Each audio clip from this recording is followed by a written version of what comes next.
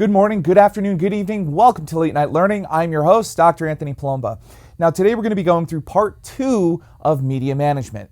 And so earlier in part 1, we talked about different media models. We talked about different ways of looking at the marketplace. Here we're going to be continuing that conversation. So let's get started. And so earlier we talked about perfect competition, and we also talked about monopolistic competition. Here, we're shifting gears a bit to looking at marketplaces that have an oligopoly or an oligopolistic marketplace. So each firm has enough market power to prevent it from being a price taker. And all firms check and balance each other. I do think this is absolutely indicative of SVOD, of the SVOD marketplace itself. We can look here with Hulu, Prime Video, Netflix, and HBO Now. And so across Hulu, Amazon, Netflix, and HBO Now, we can see that there are heavily differentiated products here from each SVOD channel, but we can also see that they're the big ones in the marketplace, right? These companies dominate, for now, the SVOD marketplace. There are a few firms here. Really, there are only 4 really strong SVOD services out there now, and firms have greater control here. Streaming video on demand, television networks, CBS, ABC, NBC, Fox, motion picture studios, right? There are only about 6 of them, including Warner Brothers, Disney, Paramount, and music recording. You might have Universal Recording, Warner Brothers Music, and a few others that are kind of the heavy hitters in the marketplace. So oligopolies are very popular in media and entertainment industries, not only because, they're able to gain sizable shares of the marketplace, which is super desirable, but, media is inherently tied to technology. And whenever there's a new marketplace that opens up, such as streaming video on demand, firms readily enter it very quickly. And typically the barriers to entry are raised high because, one, it's already difficult to create entertainment and media content, and two, to find the expertise necessary is few and far between. Additionally, if we think of a third point here to consider, people can only consume so much media and entertainment content. And so once there are a few firms that can really house multiple genres of content, we don't really need more firms trying to satiate the same needs of the consumers. Additionally, oligopolies work out very well in media and entertainment industries because they are symptomatic or serve as an outcome of mergers and acquisitions. So we see with oligopolies, especially like a Disney or a Warner Brothers, these firms will buy up companies that are either competitors or are either on the cutting edge of items. Facebook comes to mind. They've purchased several other social media entities to stay at the curve, one being Instagram, or ahead of the curve, rather. And so these firms typically become monoliths. They typically become conglomerates. And as a result, you have this kind of oligopolistic marketplace. And so oligopolies are very typical and typically found in media and entertainment industries. Let's move along. Another way in which to look at the media and entertainment industries, then, if we've already looked at how these firms coalesce within marketplaces, is to also think about what differentiates these firms. Now, aside from a Stranger Things, Orange is the New Black, and perhaps other things that come out, the other way in which these firms differentiate themselves are the people involved, are the resources that they have. And so it's important to have resources in the media and entertainment industries when you're trying to build something. In particular, it relies on creatives that have quite a bit of power.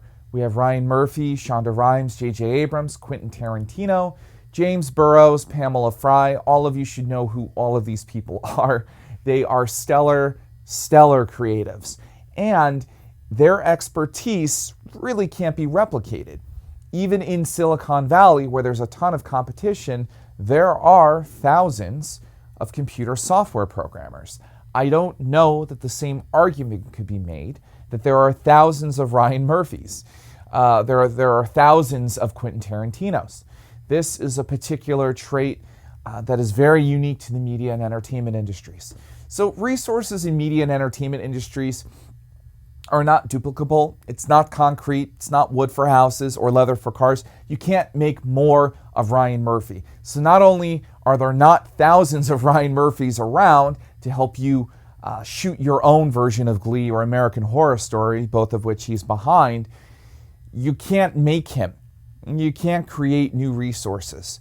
So media and entertainment industries are kind of a hotbed for competition for people. If somebody has proven themselves and has illustrated their own competencies in a myriad of items related to a show, they're in hot demand. And that's why you'll see select producers and directors constantly getting work.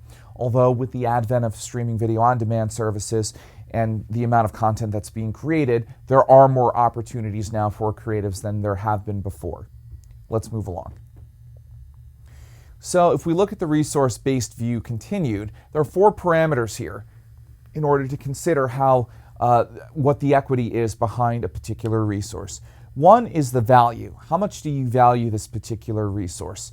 It could be capital, it could be a person, it could be equipment, it could be anything. Rareness. Now, I don't know that an HD camera is rare, but I do know Ryan Murphy's rare. I know that Shonda Rhimes is rare. Non-substitutability. No strategic equivalents that perform the same function. Non-substitutability is huge with executive producers. If you have J.J. Abrams on your project, the man behind Star Trek and the latest series of Star Wars films, you're at an advantage. And I don't know that you can find someone with the exact level of expertise and experience. And expertise and experience are 2 major pillars in media and entertainment. Inimitability. This guarantees a firm's sustainable competitive advantage, but it must work jointly with the aforementioned characteristics. So inimitability is, can other people copy what you do? Can other people copy what you do? Now, if we look at television broadcast, sure. If we look at sitcoms, many sitcoms follow the same tried and true formula, the husband being dopey, the wife being beautiful, the husband having a dopey best friend.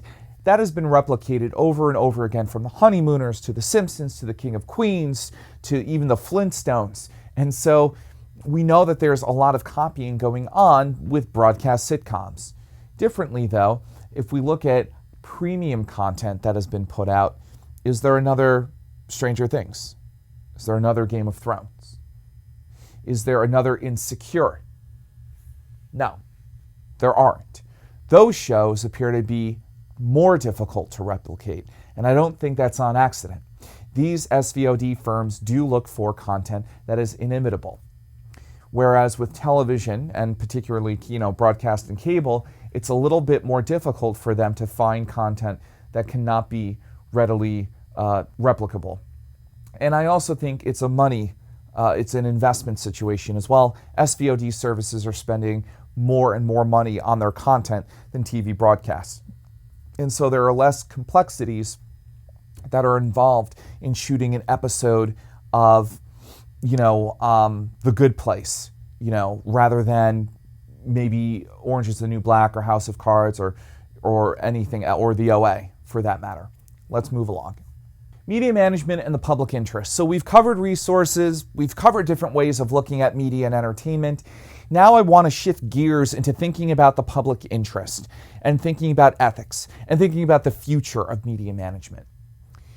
Media firms have massive responsibilities toward shareholders. That really is primarily what media firms are concentrated on. Typically, though, many scholars will point out that they really should have the public interest at heart as well. Managing audience markets requires specialized training and understanding across political and cultural frameworks. And it absolutely does. If we're thinking about whether or not a comedy that is a comedy in the United States that may appeal to a South Korean audience We really do need to know the cultural framework there, and even the political framework there as well. How do they perceive democracy? How do they perceive two single guys living together? It's very crucial that we think about what ideas we forward as a society. The U.S. is a top 5 country in entertainment exportation. There are few other countries that export as much entertainment and media as the United States, and I actually believe that the United States is primarily the top country for media and entertainment exportation. If not top, certainly top 3. And so we're constantly sending out, series that involve women driving, that allow women to say what they feel, that allow women to express themselves openly, and allow women to express themselves sexually. These are things that we take for granted in the United States, but may not necessarily manifest elsewhere. And so that third point that Napoli makes with managing audience markets does require specialized training. It absolutely does. It's important to think about when we're looking for new markets if this particular show will sell abroad, if this film will sell abroad, if this radio broadcast will sell abroad. Let's move along. So the focus of mass media, if we really think about ethics in media management, the focus of mass media is to help discover truth, to assist in the process of solving political and social problems by all manner of evidence and opinion as the basis for decisions. This is kind of a landmark journalism study, but this was written by a scholar. Does this apply to other media and entertainment industries? We know that this gentleman wrote this on the basis of newspapers and magazines and other items that might involve journalists and a healthy level of journalism integrity as well. Should it apply to other things? For every Jersey Shore family vacation that's broadcasted, should we worry about showcasing a museum or an opera or a Broadway show or maybe a theatrical production? Or maybe it doesn't matter. Maybe what we should be worried about is making people happy and satisfying their needs. It's a really interesting debate, and this is something that many media management scholars have taken up in the last few decades or so as television has evolved and stretched to really cover all parameters of society, both things we talk about society and things that we experience in our homes or in our bedrooms. It really does seem as though television and the SVOD marketplace has reached a point in which nearly every angle of life has been discussed or paid attention to. But should we worry about what we're furthering out in society? Are there any negative ramifications here? Let's move along. Media fragmentation and audience retention. This is something else that has been a really big issue for media firms. Audiences continue to get smaller. That's audience fragmentation. If you think of a window, or if you think of a mirror, and if you think of that mirror, at one point, everybody watched I Love Lucy back in the 1950s, so to speak. If we think about fracturing that mirror, breaking it, we have little jagged edges. So that entire mirror that might represent your total TV audience has been broken time and time again into fragments. Audiences are now in fragmented groups. They are smaller and smaller and smaller. This has placed unprecedented burdens upon consumers who must reconcile what to purchase and whom to share experiences with. However, this also places pressures on managers because they do really need to ignore public service and thinking about the public good in turn to really consider content that is cost effective and maybe less elegant and maybe more sensationalistic in scope. We think of the burgeoning reality TV show genre that had been around since the 1950s with Candid Camera and a few token shows here and there, but really took off in about 2000 with Survivor, and has now had iterations on MTV, VH1, NBC, ABC, CBS, song competitions, romance competitions. But in doing so, what do we leave out regarding the human experience? We're trying to find the most sensationalistic content possible to get eyes glued onto the set. Did you see what Pauly D did? Did you see what Snooki did? Did you see what so-and-so did when her boyfriend showed up on the show and she was kissing that other guy? What are we really doing here? This is a question that a lot of media scholars have had. Public institutions such as PBS have worked to provide society with art, information, and culture. But this may be wishful thinking. After all, how many of you look for highbrow content? Who here has recently seen a Gilbert and Sullivan play?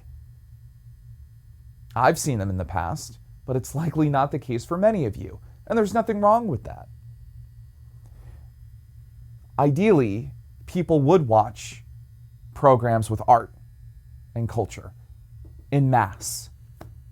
But time and time again, as we've seen, sensationalistic and cheap content typically outsell highbrow or high-cultured content. Content that is curated and that is thoughtful and that is well-informed and well-researched and forwards a cultural agenda that involves intellect and art. Let's move along. It's important to also think about, as we're thinking about what kinds of content we wish to exemplify, what the lifestyle, or excuse me, can I restart that? It is important to think about the It is important to think about the life cycle of a media market, especially when we're thinking about public content versus sensational content. A PBS is interested in forwarding Broadway, theater, opera, art, museums. But the life cycle of a media market is dependent upon getting the most amount of audience members possible to give it longevity. So the rise of a media industry, and we can kind of apply this to the SVOD market, since it's probably the freshest one and many of you are familiar with it. The rise of a media industry starts at an introduction stage in their life cycle. So many firms will enter.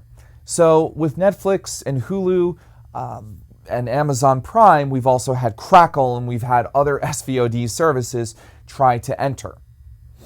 Other firms may attempt to offer different versions of the industry's product. There's a high rate of product innovation. Market shares vacillate considerably over time, and they have. They have for Netflix in particular. They have for Amazon in particular. And so in the beginning of a media market, it's trying to understand itself. It's trying to get a sense of who stays, who's going in the right direction of innovation, who is serving their customers best. Let's go to phase 2. Maturation settles in. Competition increases. Output expands. Prices decrease. So once a standard design or product has been placed out, pricing costs are general and great concerns. So we're kind of in that phase right now with SVOD services. We do have some maturation settling in, although we are about to kind of have the market upended by the entrance of Disney, NBC, and Time Warner. So we might actually go back to phase 1, arguably, briefly, as the market kind of recalibrates itself. Innovation shifts from product design to process innovation.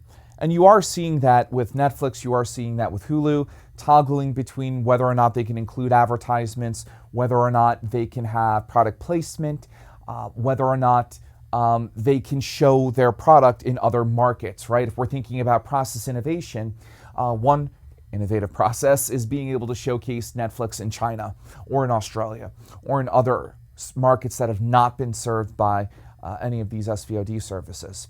Barriers are high for new entrants in the marketplace. Although for Disney, NBC, and for Time Warner, while the barriers are high, they are surmountable for those particular companies. Let's move along. So in phase 3 of a media market, there is a shakeout period.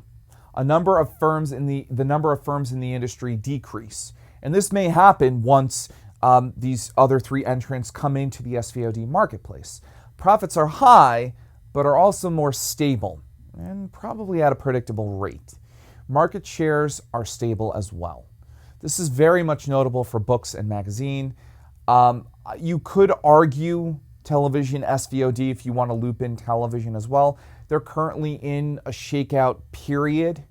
If you combine them together, some SVOD services have closed, some television networks have closed, some television networks have been rebranded, right? We know Esquire Channel is now a website, or only a website, and we also know Spike TV has been rebranded as Paramount Pictures television channel. And so it's important to consider at what juncture a particular media industry is in, especially if you want to work in one. Let's move on to phase 4. Phase 4, sometimes. A number of firms may decrease further with declining consumer demand. I don't know that we've seen that. You could make an argument for the movie theater industry. There's constantly less and less people going to the movies, although it really is at a glacial pace. The number of firms have decreased in the movie theater industry because they've all been bought up by Regal and AMC, which are major movie theater chains. The development signals the end of the industry itself. I would not say that about the movie theater industry. I don't think the movie theater industry is nearing the end of itself. Arguably, the newspaper industry is nearing aggregate decline as there are numerous substitutable sources that serve as information resources. And I say this arguably, but truthfully, I don't think any of these mediums are going away. I don't think radio is going away. I don't think newspaper is going away. I don't think magazine is going away. I just happen to think these mediums are shifting. So I don't know that really any media industries are in phase 4 right now. I do think sometimes they might step a toe in them briefly, but I normally think that many media industries tend to be at phase 3.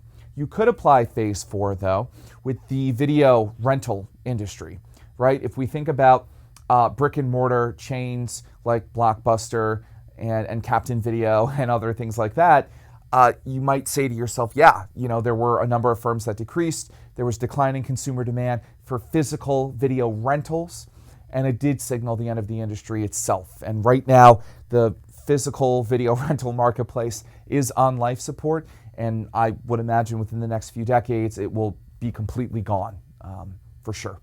Let's move along. So I have some challenges to leave you with as we're thinking about what all of these firms face. These challenges were things that I kind of came up with on my own and really based around everything that I've lectured on to here. I myself, as I was designing this, really tried to stop and pause about what media managers need to think about moving forward. The first challenge: how do we convince people to pay for stuff? This continues to be an issue. Even in the SVOD marketplace, Jordan can share an account with Stephanie. Nicole can share an account with Jenna. It doesn't matter if somebody is paying for it. There is still an opportunity cost in having other people use a service and not pay for it, even though it is legal. And so I do think that this continues to be a pressing issue. How do you convince people to pay for stuff? Be it a singular TV episode, an SVOD subscription, a video game that costs $60, a movie ticket that may cost $15. How do we continue to convince people to pay for stuff? Especially since there's pirating, there's waiting, there are other things that consumers can do to abstain from paying for these particular media products and services that I've mentioned. Let's move on. The second challenge: how do we distribute products and services? Do we go physical or do we go digital? For a lot of people, physical media holds a special place in their hearts. I know that I used to get so excited when I would hold an actual video game cartridge in the box. You know, you could feel it, you could hold the cartridge, it's haptic. There's a touch factor there for consumers, and there's a whole literature stream on haptic touch and how powerful it is for consumers to hold items, to have some sort of perceived ownership when we hold something. That's why those kiosks want to get lavender lotion in your hands when they're stationed at the mall. They want you to feel ownership, you know. So when we're holding an old VHS tape or something, it's meaningful. It really does touch us. But digital allows us to access media from any kind of platform. Tablet, computer, a desktop, really anywhere. And so the question is, how close do people need to be to their media? Do they need to hold it? Do they need to touch it? Do they need to hold the content itself? Or does it not matter? Maybe it doesn't matter that you hold a video game. Maybe it's just best you download it onto an Xbox One. Maybe you don't need to buy that DVD just to hold it because that movie meant so much to you. Maybe it's just enough to be able to stream it. What kinds of media are meaningful to us? Vinyl, over the last few years, has been very, very popular among music collectors. It's kind of making a comeback, as is the CD. People like to still hold things, and there's a cost attached to that. How do we reconcile this in the future? Let's move along. Third challenge, how do we continue to innovate in our market? This is very difficult to think about. We might have thought that in 1999 or 1995, we kind of had it with the television industry, right? We had satellite, we had cable, we had multiple forms of distribution. We were able to reach really anyone. What could possibly be next? And then, of course, a small little rental company called Netflix came and shattered the industry and really shattered how we think of television and what television should mean to people. Continuing to innovate in media and entertainment is almost like walking through the dark in a way. You don't really know what's ahead of you, and the best you can do is look to the past to help inform what you think will be popular in the future. Prognosticating, other kinds of evangelical talk about what will come and what will be good for the future is what a lot of industry professionals rely on. Now, we are collecting more and more data points on our consumers, particularly through apps, particularly through other services that allow us to capture all of these unique consumer data points. But there still is a challenge to innovate in the marketplace. It's very, very difficult. Let's go to the next slide. And finally, how do we continue to keep our audiences interested in our market? I think that's one of the biggest things to really think about when we think about media management overall. How do we keep people interested in our content? There are so many substitutes, as we've seen in this lecture, so many different ways in which we can reach out to people and engage them. Somebody may be watching an episode of the OA on Netflix, but then may say to themselves, well, I haven't played the Nintendo Switch in a while. Maybe I should go to that. There are so many substitutes for media consumers. It becomes kind of a big, big playground. And so for audiences, it's important for media managers to recognize really what audiences value from their content, how to engage them around that value, and what kind of strategic communication is necessary to get them engaged in the company's own product or service for that matter. As you can see, it is vital that people read more and more about media management and economics. It's a really unique way to look at our industries, and it's a really important way to consider the efficacy and importance and equity that's built around our products and services and how we target audiences for those products and services. As you can see, it is really, really complex and difficult to reach people. But this kind of information is important so that we don't repeat the mistakes of the past as media managers. Well, that's all the time we have on Late Night Learning. As always, keep laughing and keep learning.